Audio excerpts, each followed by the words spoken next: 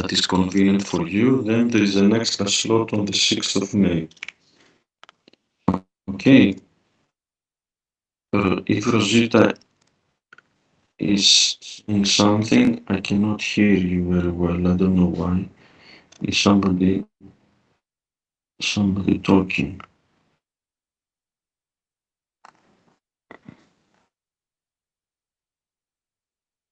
Yes, can you talk now?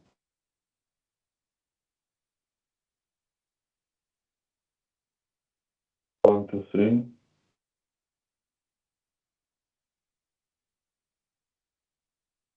3. Okay. No. Did you say something? Can you hear me well? If you said something, I didn't hear you. Okay. Can somebody talk so I can understand whether my headphones are working?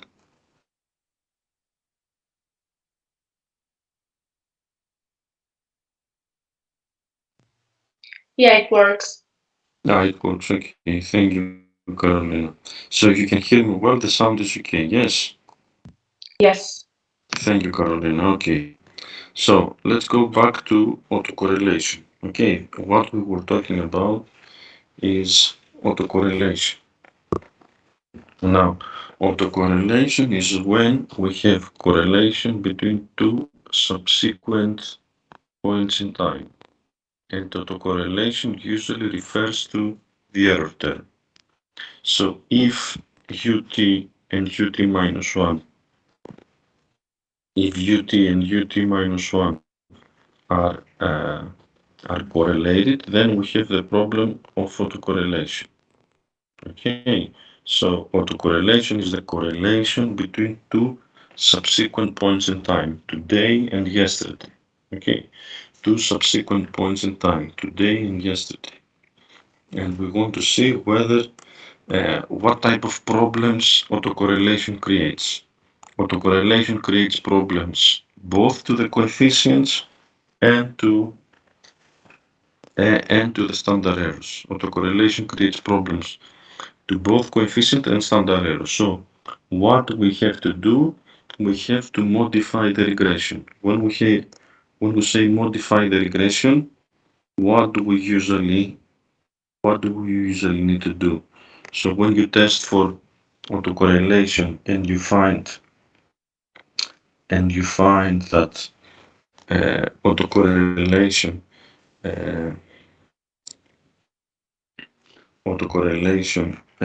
exists, we have to modify the regression. When we say modify the regression, what do we need to do? What do we need to do?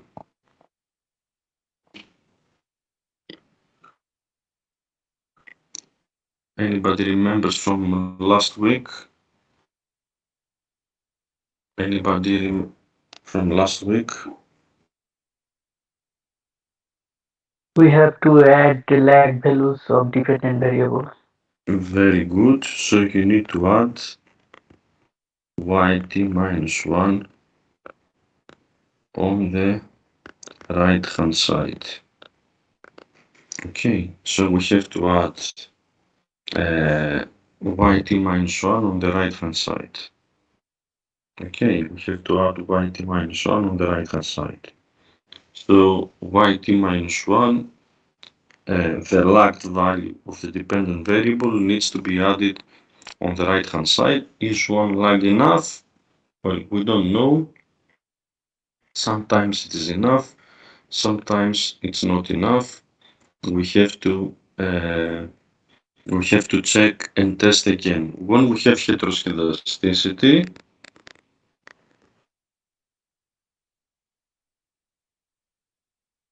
we need to do the Y test, and if there is heteroscedasticity, we need to update the standard errors. Do I need to test again once I have updated the standard errors? No. If I have autocorrelation, I have to do Gauss-Godfrey test. I have to add yt minus 1, and then I need to do retesting. Okay, So the difference between heteroscedasticity and autocorrelation, with heteroscedasticity, I don't need to test again. I don't need to test again. There is no need of testing again. Why? Because the new standard errors are taking into account the presence of heteroscedasticity. They take into account the presence of heteroscedasticity. Okay, whereas autocorrelation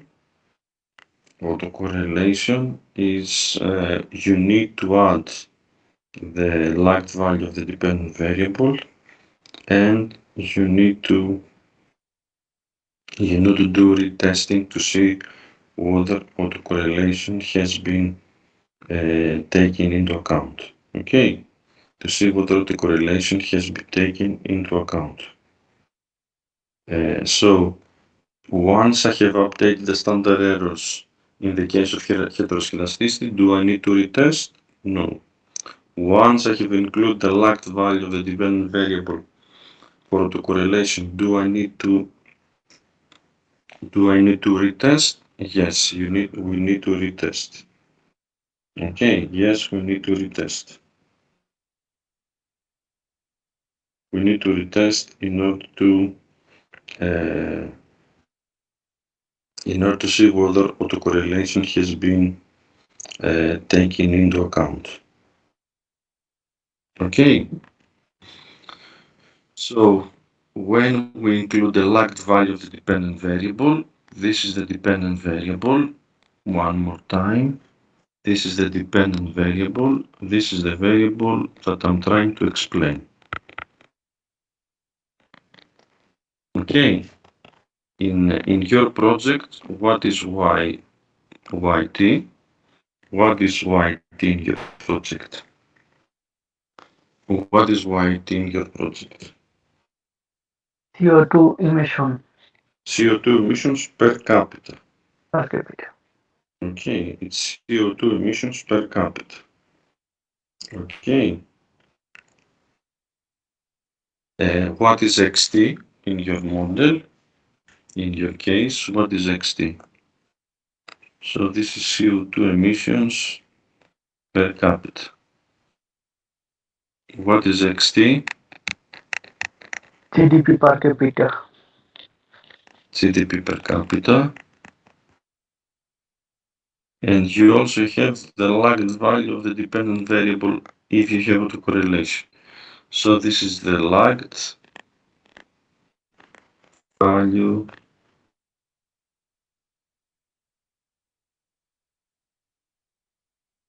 of CO2 emissions per capita. Okay, so in your case, you're gonna have YT. What is YT? Is CO2 emissions per capita, depends on a constant term, beta 0, beta 1 times x1. What is x1? X1t. X1t is GDP per capita plus beta 2 YT minus 1 plus the error term. Okay, we call this dynamic model. Why? Because we have the lagged value of the dependent variable on the right hand side. Why do we have the lagged value of the dependent variable on the left hand side? Why do we have the lagged value of the dependent variable?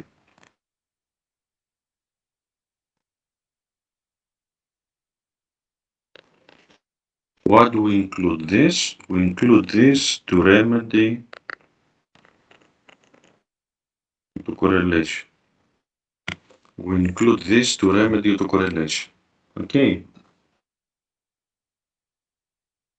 Include this to remedy autocorrelation. Is this clear?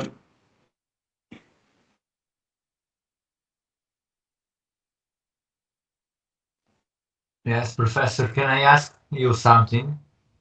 Whatever you want, at least 2 questions.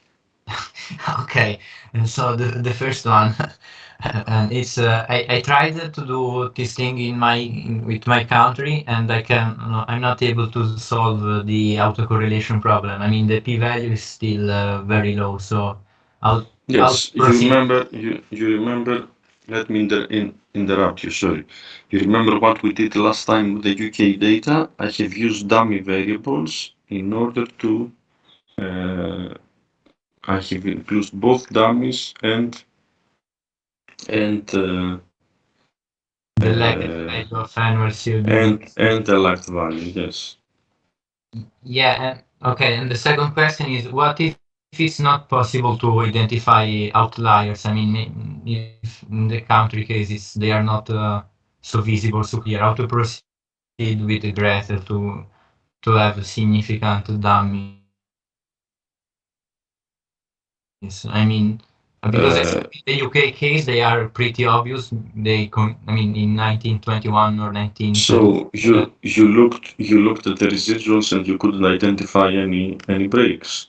Yeah, or when they are labeled as significant, I put them in the Gretel as dummies, but still the autocorrelation test is very, I mean, it provides a very p value. So you have identified uh, you So have identified uh, outliers. They are statistically significant dummies, correct? But you haven't managed to solve the autocorrelation problem. This is what you're saying. yeah, probably I did something wrong, but No, but the coefficient of the dummy is significant. yes, I tried also to see with the the time series plot and also with the this to display the actual and fitted residuals through the analysis. I mean, Is option. it is it possible to share your screen showing your in Gretel? Yeah, Because this would be useful for the rest of the people as well. okay, but you mean right now or? In 5 minutes, Okay, but if okay. if you if you have it there, you're fine. Yeah, I have it. I have it. Okay, I can do it. Do Yeah. you want me to allow you to present? Okay, professor. I don't know because I mean I'm not okay, but okay. Yeah. Okay. Yeah, I want just give me 2 minutes to reorder my desktop one and to open the correct file and I'm Okay. thank you.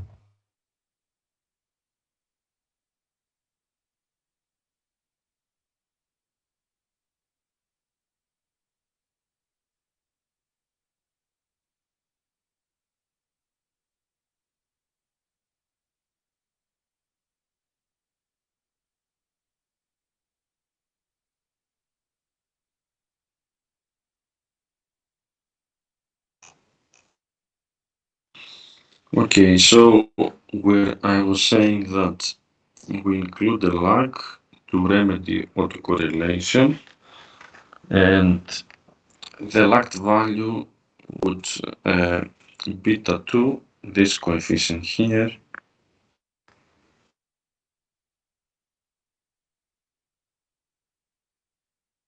this coefficient captures uh, autocorrelation because beta 2 would basically quantify how much the last observation the last observation is affecting how much the last observation is affecting the current observation.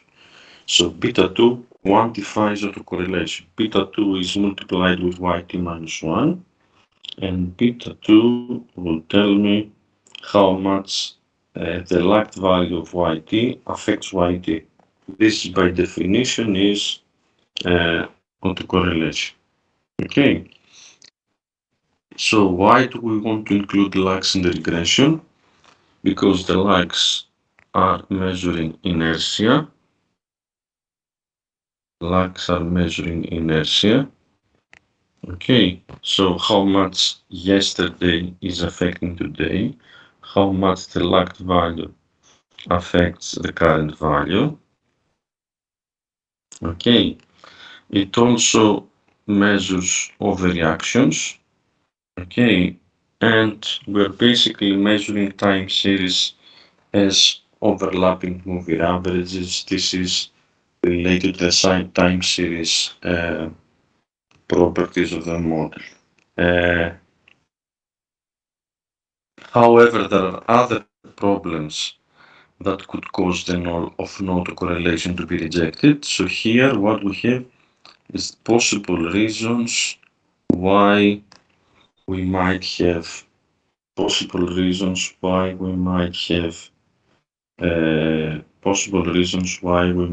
autocorrelation. So one reason that why autocorrelation might be present is omissions of relevant variables. So we might have omissions of relevant variables. Okay. We might have omissions of relevant variables. Okay.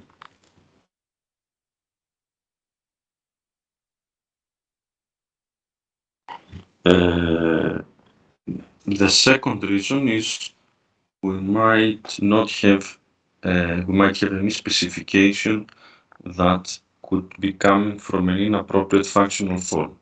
How can we solve this problem? By taking log values, by logging the variables.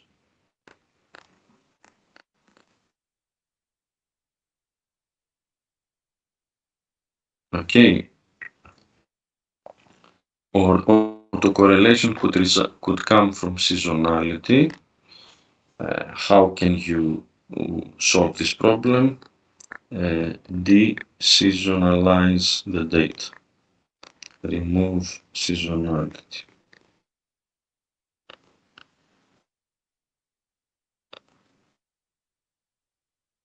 Remove seasonality.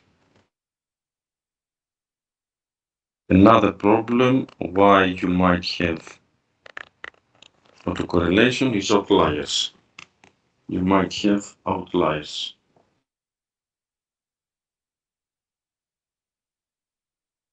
Okay.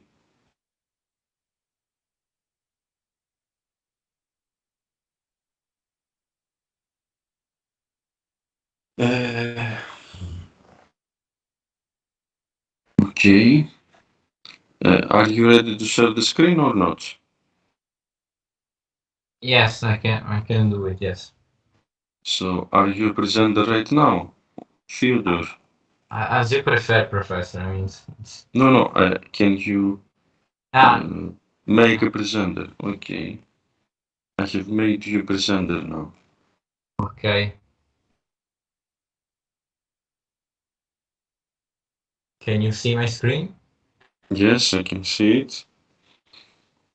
So, I mean, what I did was to check it with the logarithms, and I have already tested for heteroscedasticity, so I compute robust standard errors, and then I add the lag of annual CO2 emissions per capita, and then I click OK. Then I do the test for autocorrelation, lag order for test 2, and then I get this very Zero low, p-value.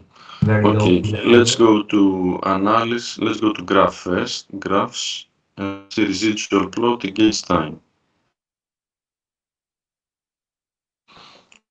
Okay, but you do have in the beginning of your sample, you have one there and the next one is positive.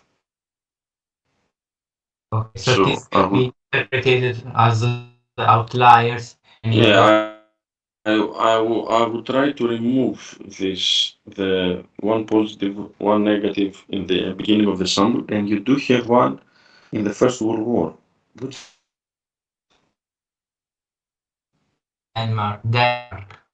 Denmark. You also have 1941, 1942 something. Okay. Oh, okay. Okay, so I should try with these two 1847 and 1948 and 1920 22. Yeah. Okay. If you put the second lag, is the second lag Sorry? is the second lag, if you add the second lag, is this second lag significant? Can you try second lag as well? Okay, let me close it.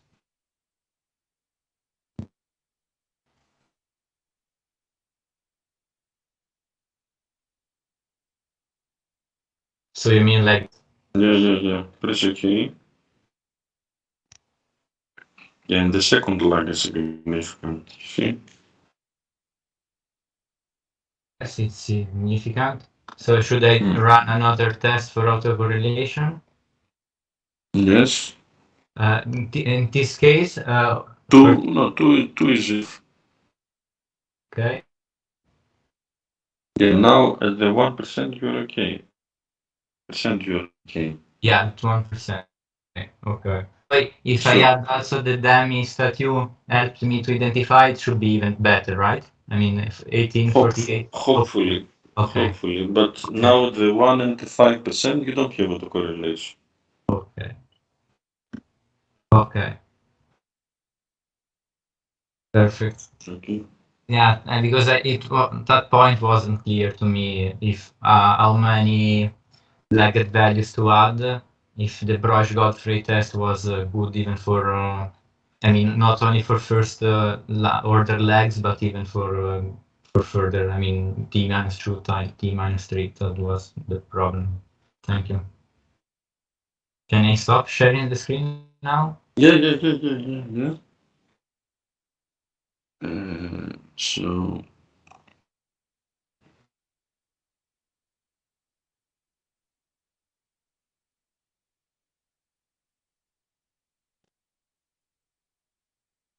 So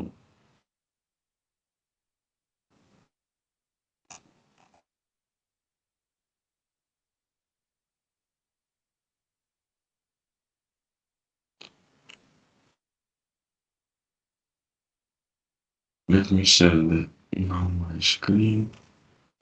Can you see the screen now?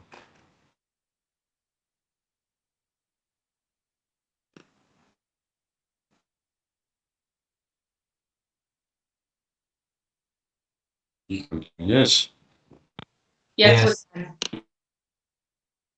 Okay. So you can see the screen. So we talked about outliers. We talked about omission of relevant variables, etc. So the next thing we need to look at is models in first difference form. Okay, models in first difference form. Which models in first difference form is when we switch from what we call levels to differences. Is when we switch from models for levels. When we say levels, we refer to YT and XT. When we say first differences, we talked about models about delta Y, T, delta XT. Okay, delta YT and delta XT.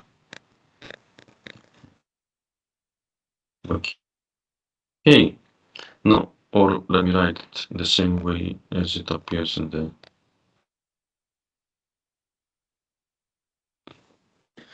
slide. So first difference of y, we call this y minus y minus 1. This refers to delta yt. And if we have xt minus xt minus 1, we call this delta xt. Okay, now if y and x are in logs, then delta y and delta x are measuring what? if x and y are in logs, then if x and y are in logs, then delta y and delta x are measuring what? They are measuring the growth rate of y, the growth rate of x. So what is this delta y? This is the growth rate of y. What is delta x2? This is the growth rate of x2. So when we say a model in first differences, what are we referring to? We're referring to a model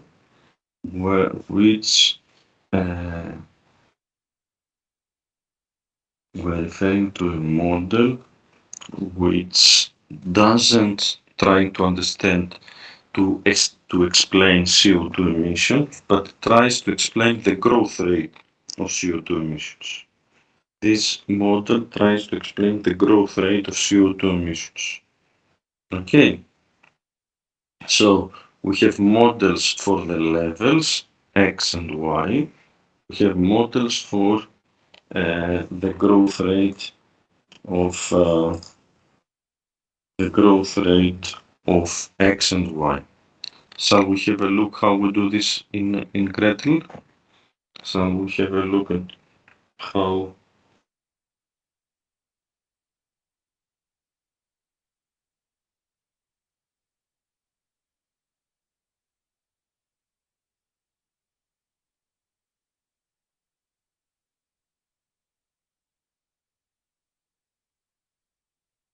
Shall we have a look at how we do this in Gretel? Yes.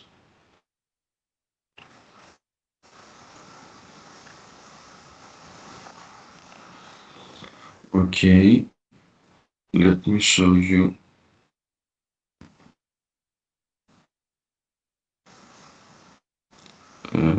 Stop share. Let me share the screen with you. Can you see Gretel now? Yes.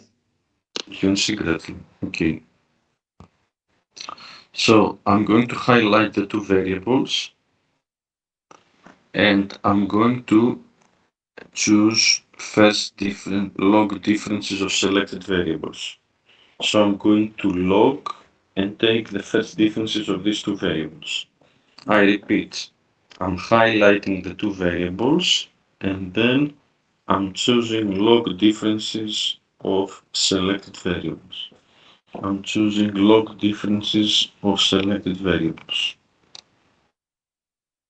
Okay, the other thing you could do is you could go to the logged values that you have already and you can choose first differences of selected variables. This is going to give you exactly the same result. Okay, I'm going to select the two variables and I'm asking Gretel to create log differences of selected variables. Okay, I'm asking Gretel to create the log difference of selected variables.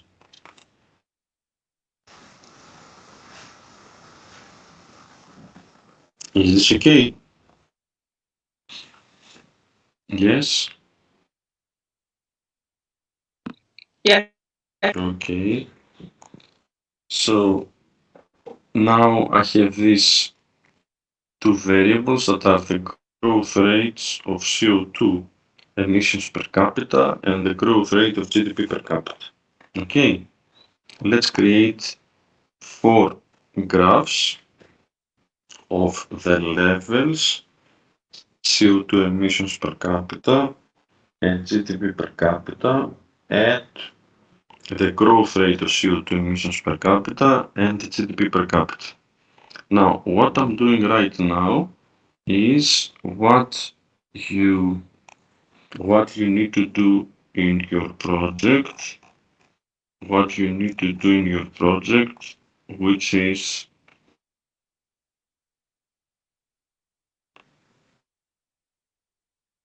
this one. Okay, so we are here in the project. So we're going to estimate the first difference model. We're going to estimate the first difference model.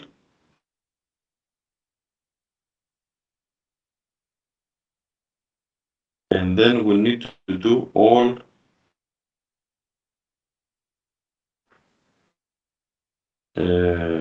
the diagnostics you have done in the past. All the diagnostics you have done in the past. Okay. So let me go back to Gretel and let's create a time series plots. And then we're going to use to have them in small graphs. Okay. This is the variables and levels. This is the annual CO2 emissions per capita. And this is the growth rate of CO2 emissions per capita. Okay, this is the growth rate of CO2 emissions per capita.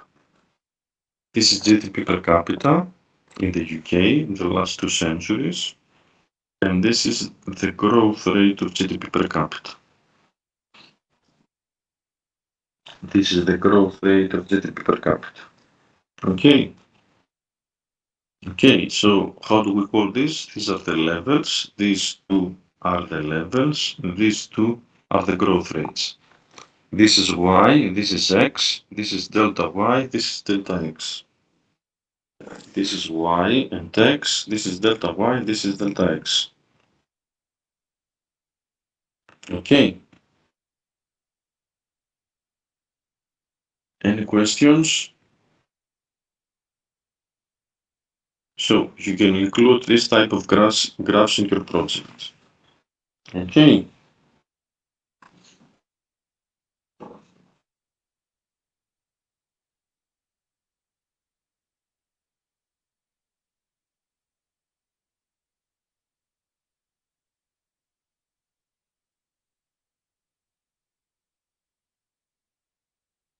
Any questions? Anything you want to repeat?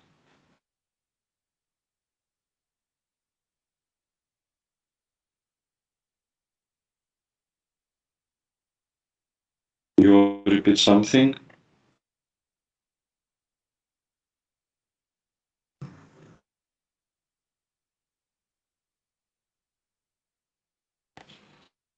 You want to repeat something? This is fine. Okay. Let me save this graph. Okay. And the next thing I need to do, obviously, is to create summary statistics of these variables. So this is the summary statistics for y, this is summary statistic for x, this is summary statistics for delta y, this is summary statistics for delta x. Okay. So these are the summary statistics. I repeat, this is my y, my x, delta y, delta x.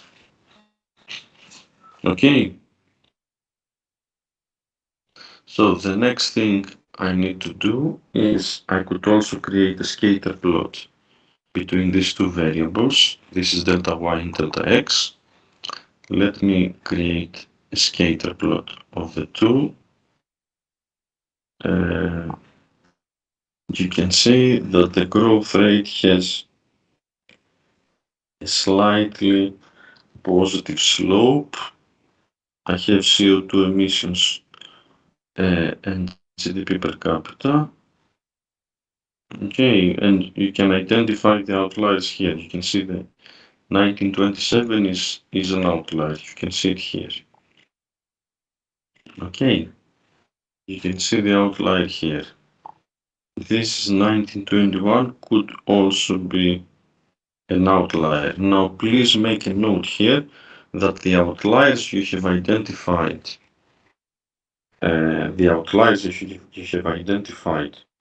in the outliers that I have identified at the levels do not necessarily need to be the same as the outliers for the first differences. So the outliers we have found so far are not the same as the outliers that you are going to identify here. For example, this 1927 was, I don't remember whether it was an outlier before. 21 is still an outlier. Okay. So this is the scatter plot, and the next thing I need to do is run an OLS regression where I'm going to have the growth rate of CO2 emissions with the growth rate of GDP per capita. Okay, the growth rate of CO2 emissions and the growth rate of GDP per capita. Okay, let me choose robust standard errors, and this is the results. You can see the coefficient of the growth rate of GDP is statistically significant. The coefficient of the growth rate of GDP is statistically significant. Okay, and the R squared here is 11%. The R squared here is 11%. Okay. The graphs, you can see graphs here. Another thing that I have done is I have installed this confidence band plot. This option can be installed via the packages over here.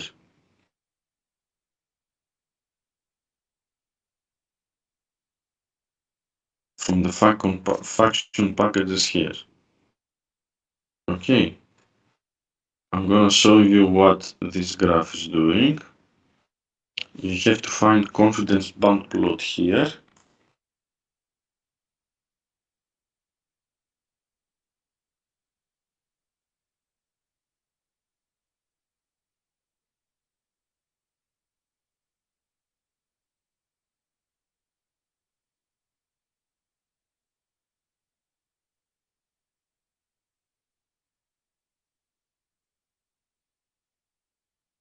Okay, so what it does, you need to define the confidence level. I'm gonna leave it 95%.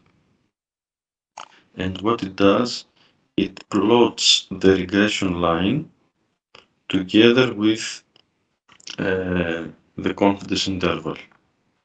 Okay, so this line is the regression line, and these are the confidence interval of the regression line. You can see the confidence interval in this case. This is the upper level, this is the lower level, and this is the regression line. Okay. I repeat, how can I get this? This is from the confidence band plot. You need to install it as it would not be available on the default option in Gretel. How can you install it? You can install it from this option here. You can install it from this option here. Okay. Now, which test do we need to do here? We need to do Ramsey reset test, which I'm going to talk about earlier. I'm going to talk about this later. The first test we need to do is normality. Do we have normality here? The p-value is 0. Do we have normality here? Who is going to help me?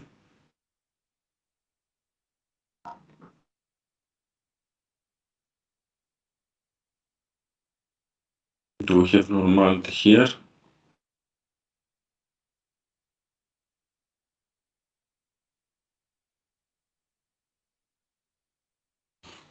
who is going to help me. The p-value is 0. So what happens to the null hypothesis?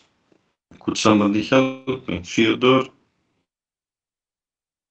We reject the null hypothesis. We reject the null hypothesis. So what is the next test we need to do after normality? Shall we do autocorrelation? So autocorrelation, the p-value is 0. What do we do with the null hypothesis? Theodore, what should we do with the null hypothesis? We rejected the null hypothesis of no autocorrelation. So there is autocorrelation. Let's do heteroscedasticity also. The p-value is 2.9%. So at the 5%, what should we do? At the 1%, we cannot reject. We can reject at the 5 and the 10. Okay. We can reject at the 5 and the 10. Okay, so there is some evidence of heteroscedasticity. There is for sure autocorrelation. There is for sure non-normality. Okay, we can also do the Darwin-Watson p-value, which also tells me that there is first order serial correlation, but this is something I know from the test already. Okay, which is the other test we have to do? At the moment you don't know any other test, do you? I think we're fine. Anything you want me to repeat? Anything you want me to repeat?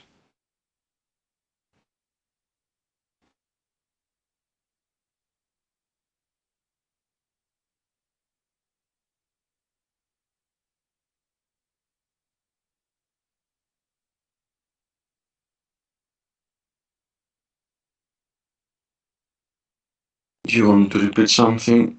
If you're writing on the chat, I cannot see it.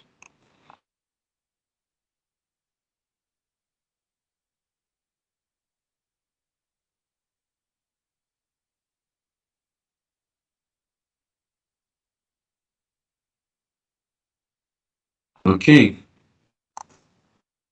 So,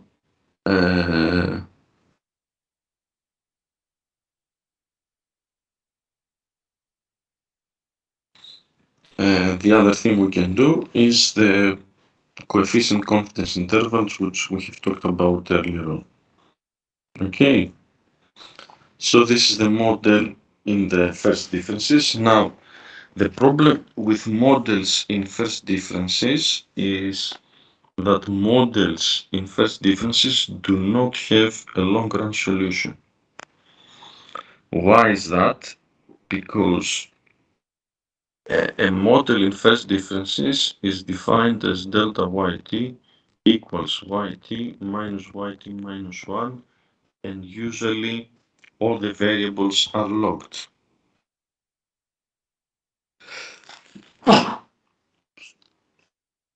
Excuse me.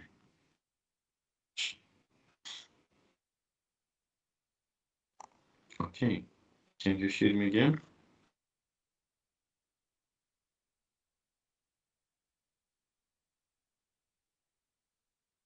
Yes.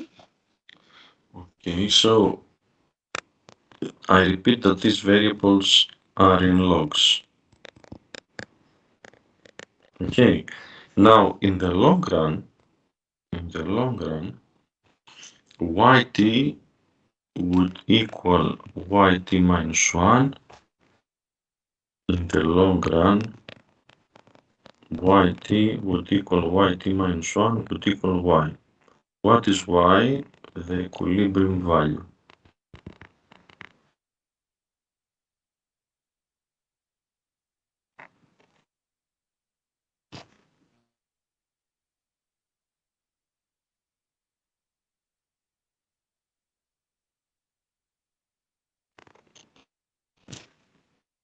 y is the equilibrium value. So yt would equal yt minus 1 would equal y. So delta yt would equal to what? Delta yt would equal to what?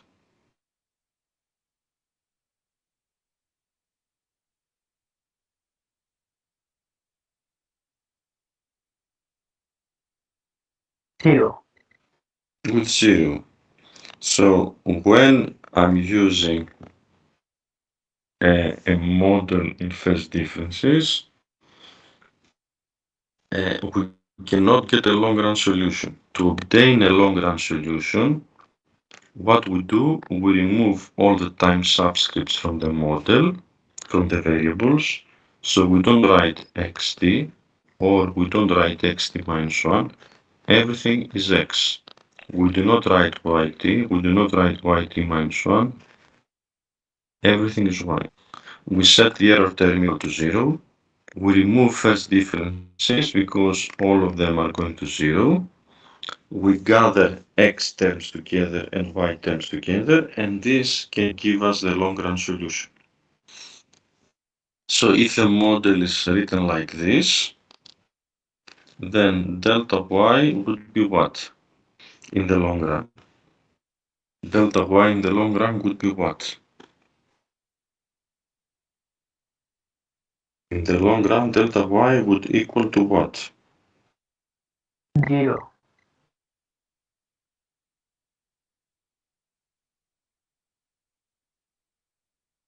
0, okay.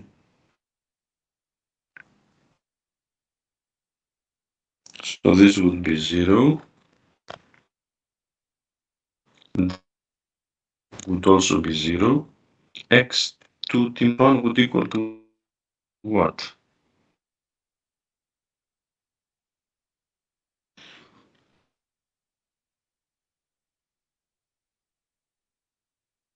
Y with me cube what? Is 0. So on 0,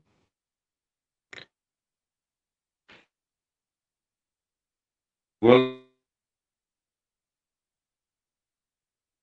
beta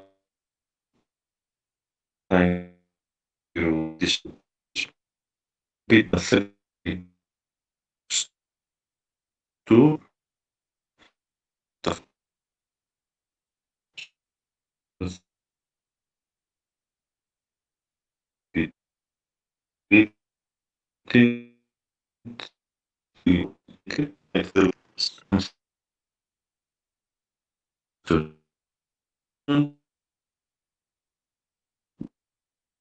we will have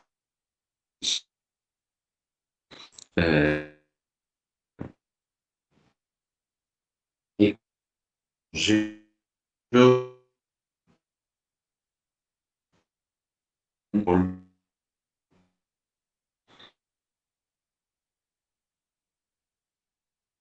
uh, this from so here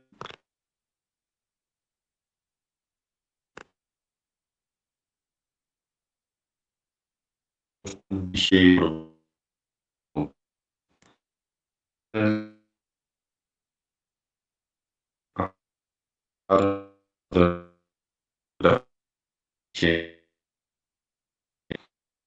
so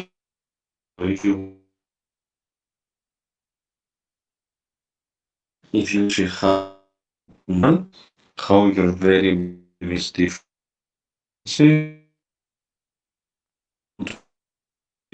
how you want to see the then to the levels we some the super.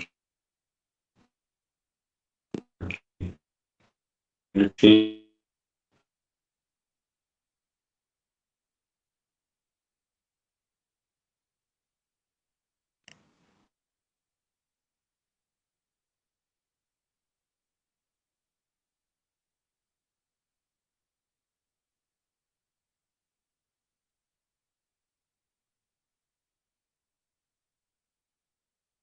Any questions? Anything you want to repeat? Okay. So let's have a small break. Can I ask the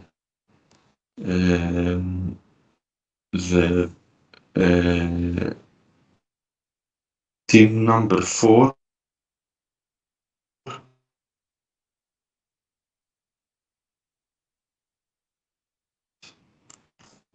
to write the number of observations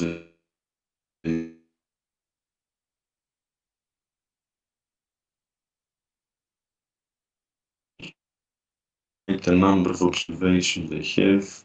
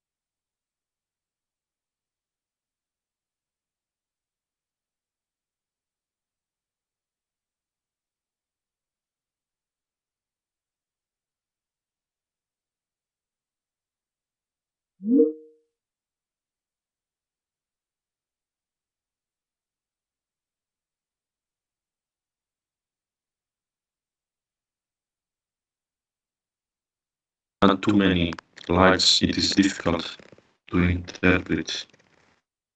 Difficult to interpret this. Okay. And then if there is still autocorrelation, if you keep on adding too many lags, then the OLS estimators will not even be consistent. Okay.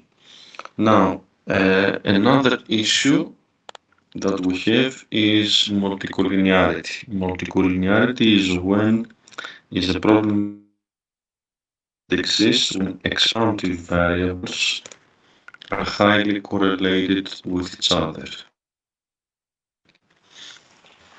Exponent values are highly correlated with each other. Okay. Now assume that perfect multicollinearity is when the variables on the right hand side, for example x and x3, have high correlation. When these two are correlated,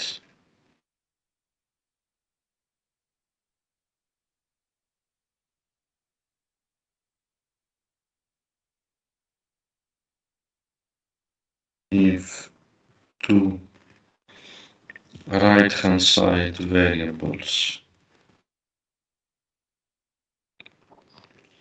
are correlated,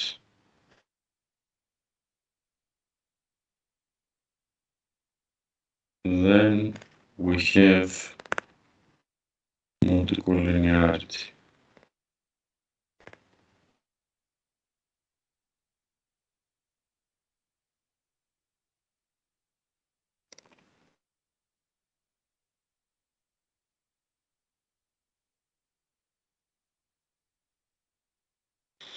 Okay, now in your case, what you have on the right-hand side is only dummy variables and lagged values, but if some of you are trying to add more variables on the right-hand side that uh, could be correlated with the variable on the right-hand side, then you can have multicollinearity. For instance, on the right-hand side right now, you have GDP. Okay. Some of you might think of adding industrial production. You can find data on industrial production and say that industrial production could also increase CO2 emissions. Could affect CO2 emissions. Okay. Now, industrial production and GDP are correlated, so this could be potential multicollinearity. How can we test for multicollinearity?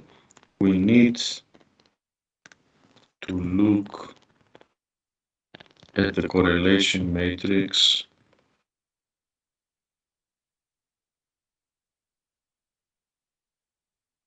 of the right-hand side variables. So we need to have a look and see how much correlated are right-hand side variables.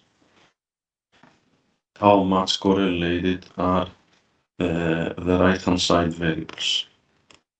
Okay, so there is no test for multicollinearity.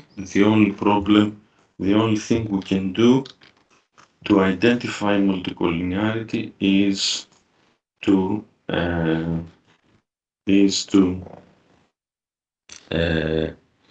look at the correlation matrix of the right-hand side variables. Okay. So how do we measure multicollinearity? We measure multicollinearity by looking at the